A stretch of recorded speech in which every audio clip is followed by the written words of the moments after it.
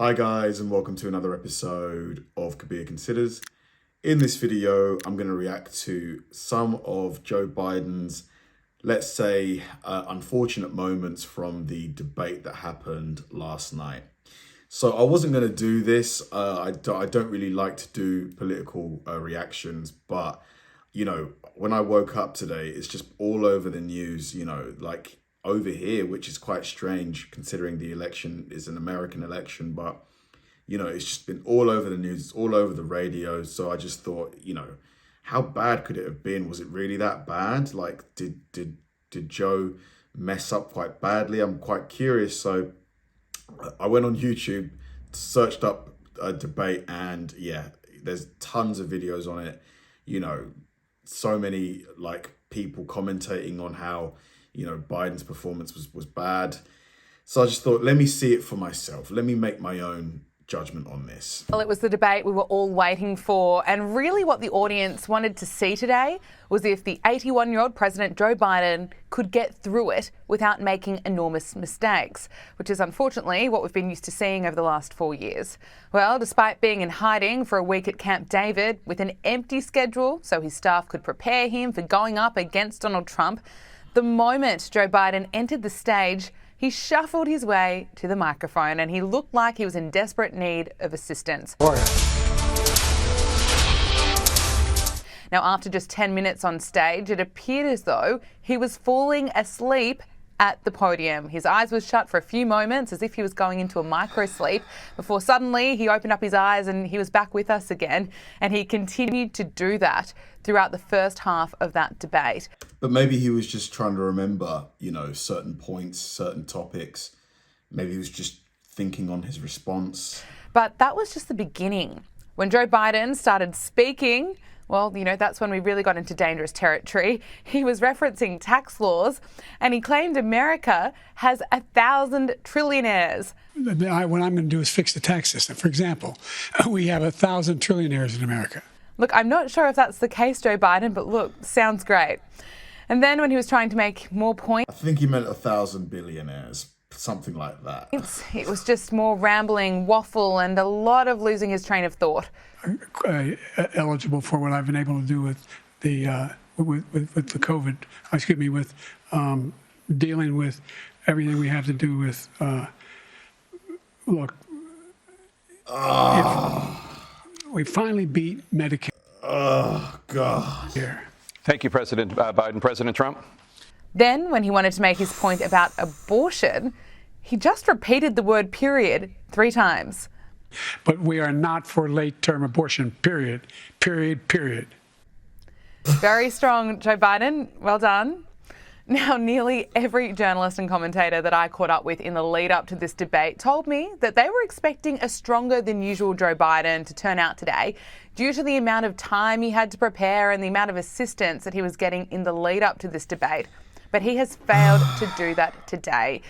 If it somehow wasn't clear before, it is crystal clear now. He is no longer cut out for the top job. Yesterday, I caught up with podcaster Brad Palumbo, who told me the rules of this debate were set up to favour Joe Biden, including a halftime break. Well, we can expect a show, that's for sure. Donald Trump, if he's one thing, is an entertainer.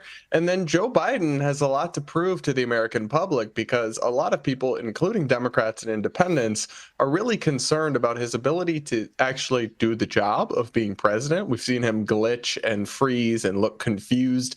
We've seen him call out to dead people or non-existent human beings on. Man, I really have no position in this election, but is Joe Biden at this age, in this condition, the best candidate that they could find? Like, this is no slight to him because, I have a lot of respect for Joe Biden, but is he, because from what I've seen, he reminds me of like an elderly relative, they're slowing down. It's just normal human activity. That's what happens when we reach 80 plus years old. Like, is he really the best the Democrats, can find to run. On too many occasions to count during public events or ceremonies. And so he's got the most to prove here. All Trump needs to do, he's up in many polls. He's in a strong position. Trump just kind of needs to not mess anything up, not cause himself any problems, which, with him, he could always say something unexpected. But Biden's the one who I think will really be scrutinized intensely to see, is he up for it? Apparently, Joe Biden's team have scheduled frequent breaks during his preparation for this debate. They're trying their best to keep him sharp for this debate against Donald Trump. And the 81-year-old president and his close team have moved to Camp David for intensive practice sessions, gearing up for the first of two crucial debates. How nervous would you be if you worked for Joe Biden right now? Well, I would have absolutely refused to let him on the debate stage. I would have said, we're not doing it. Make whatever excuse you have to avoid it. But one thing I noticed is that they were able to negotiate something unusual, which is there's going to be 2 commercial breaks during this 90-minute debate.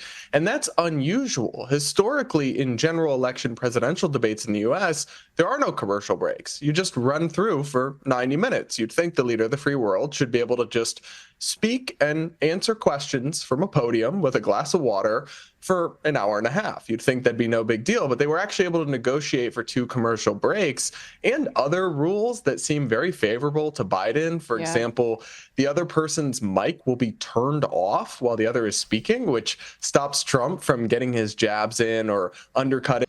Let's find some more. I want to find some more moments here. Right here in Atlanta, 2 presidents met on the debate stage at a moment of crossroads for our country. Both former President Trump and President Joe Biden presenting 2 very different visions for the future of our country. Let's get right to the biggest moments tonight.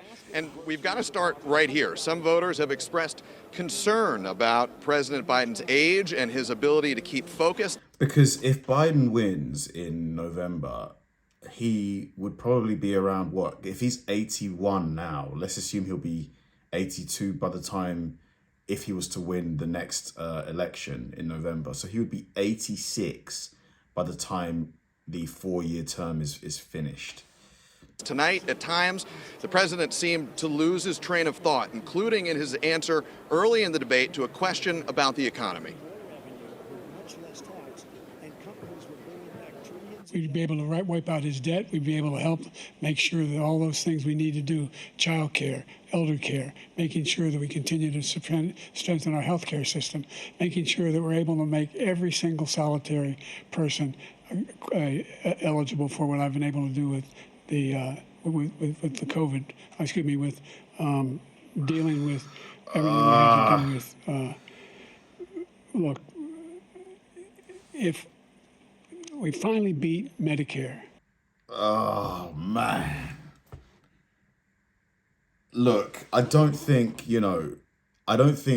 it's unfair to say that at this point it's clear that Joe is displaying signs of, how can I put this, like mental fragility. Like it just seems like he's deteriorating.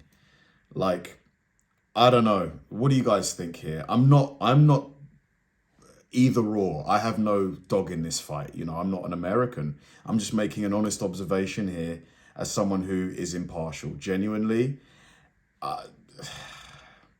does Joe have 4 years in him? Another 4 years from November. But that was not always the tenor of the debate. There were also moments of high energy exchanges like this one, where Mr. Trump and Mr. Biden clashed over one of the biggest issues of this election, the future of abortion access after the Supreme Court's 2022 decision overturning Roe v. Wade.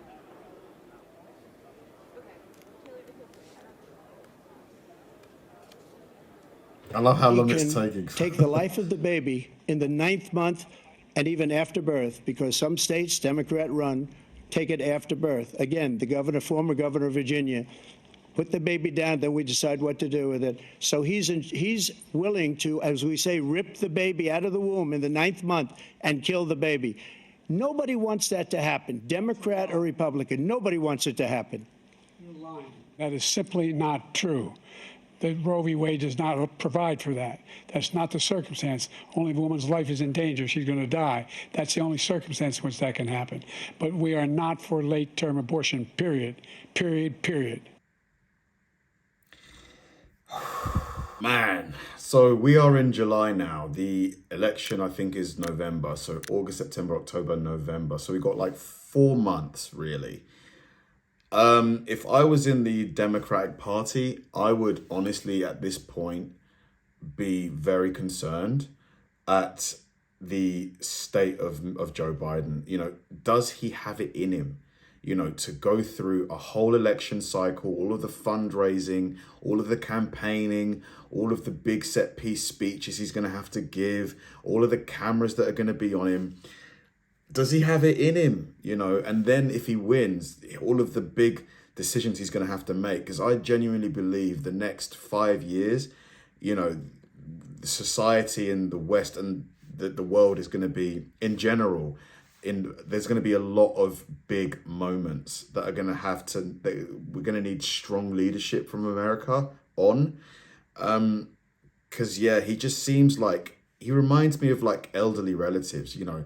All of us have seen, you know, most of us have had elderly relatives, whether it's a grandparent or a great uncle or a great aunt, who they reached a certain point and they just visibly and audibly, they're slowing down. It's just part of life, you know. Would you then trust that person to run the most powerful country in the world? You know, this isn't me saying, oh, you know, vote for Trump or whatever. This is me saying, you know, perhaps the Democrats should should start exploring other options maybe. I don't know. There must be people within the party who, you know, can galvanize the party, you know, potentially run and win an election. There have to be alternatives. Is Joe Biden the only guy, the only person that they can put forward? Thanks for watching, guys, and I'll see you in the next one.